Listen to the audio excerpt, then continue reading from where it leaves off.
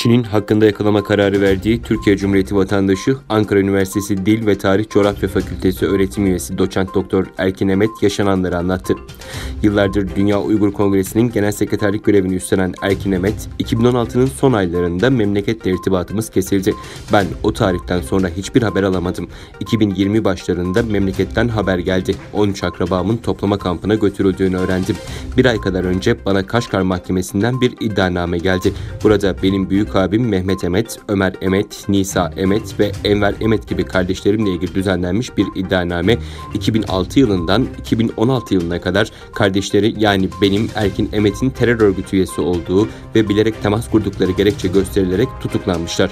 Kardeşlerimin bana gönderdiği hediyelerde teröre destek sayılmış. Hangi terör örgütünün üyesi olduğumda yazmıyor. Kız kardeşime 14 yıl, diğerlerine ise 11 yıl ceza isteniyor diye konuştu. Türkiye Cumhuriyeti'nin kendisine sahip çıkması gerektiğini dile getiren Erkin Emet, ben uzun yıllardır Türkiye vatandaşıyım. Akademisyen sıfatıyla çalışıyorum. Benim burada olduğumu da biliyor Çin Halk Cumhuriyeti. Ben devletimizin bana sahip çıkmasını bekliyorum. 1992'den beri buradayım. Benim nasıl biri olduğumu herkes biliyor. Ben Sayın Cumhurbaşkanımıza bir dilekçe yazarak bu konuyla ilgilenmelerini rica ettim.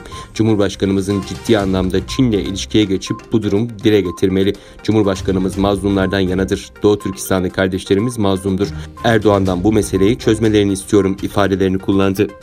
Konuyla ilgili açıklama yapan Etik Başkanı Abdülcelil Karakaş da Çin hükümeti yurt dışında kendi haklarını arayan Uygur Türklerine Doğu Türkistan'daki akrabalarını tutuklamak ve hapsedip müebbet vermek suretiyle baskı uygulamaya devam etmektedir. Biz Çin'in baskı ve bitmek bilmeyen şiddetine karşı susmamalıyız. Aksine dilde, işte ve fikirde birlik anlayışıyla Çin'in gerek Doğu Türkistan'da gerek yurt dışında uyguladığı baskılara karşı hareket etmeliyiz dedi.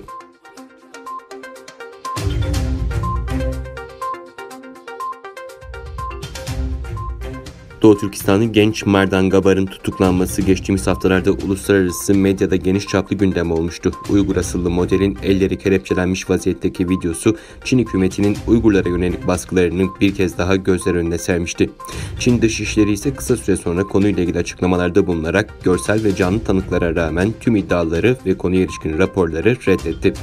BBC'nin 18 Ağustos tarihli raporuna göre Doğu Türkistan'daki halk hükümeti tarafından Çin Halk Cumhuriyeti Cezaevi Kanunu madde 73 gereğince Merdan Gabar'ın kendine aşırı derecede zarar vermesi sonucu yasal olarak bazı önlemler alındı deniliyor.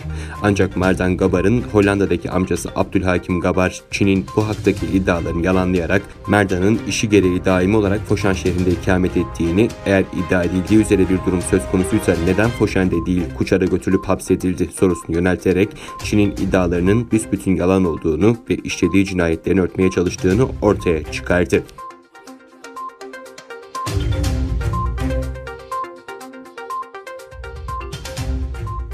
Avrupa Birliği ile ABD, ıstakoz ve kristal gibi sınırlı sayıda ürünün gümrük vergilerinde indirim sağlanması konusunda anlaştı.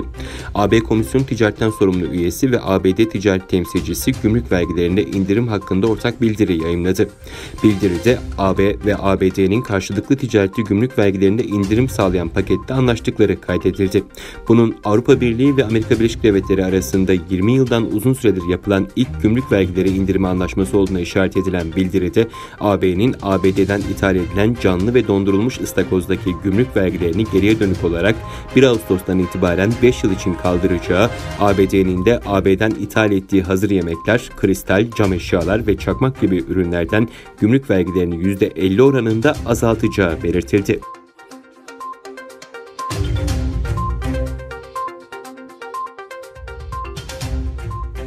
Cumhurbaşkanı Erdoğan, Fatih sondaj gemisinin Karadeniz'de 320 milyar metreküp gaz bulduğunu açıkladı.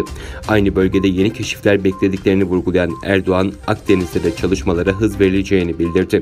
Türkiye, tarihinin en büyük doğalgaz keşfini Karadeniz'de gerçekleştirdi diyen Erdoğan, kuyudan elde edilen veriler aynı bölgede yeni doğalgaz keşiflerinin kuvvetle muhtemel olduğuna işaret ediyor. Bu rezerv çok daha büyük bir kaynağın sadece bir parçasıdır. İnşallah devamı da en kısa sürede gelecek diye konuştu. Şimdi tespit kuyularının açılmaya başlanacağını, ardından üretim konsepti belirlenip inşaat ve yapım işlerine geçileceğini kaydeden Erdoğan, hedefimiz 2023 yılında Karadeniz gazını milletimizin kullanımına sunmaktır dedi.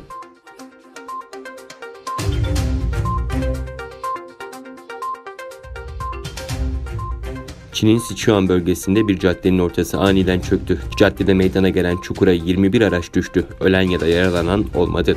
Çin devlet medyasında yayınlanan habere göre caddenin ortasına yaklaşık 500 metrekarelik bir alan aniden çöktü. Yibin'deki Zhuyi Bai Caddesi üzerinde bir alışveriş merkezinin önünde meydana gelen olayda 21 araç oluşan çukura düştü. Ölen ve yaralananın olmadığı olayla ilgili yetkililer araştırma yaptıklarını söyledi.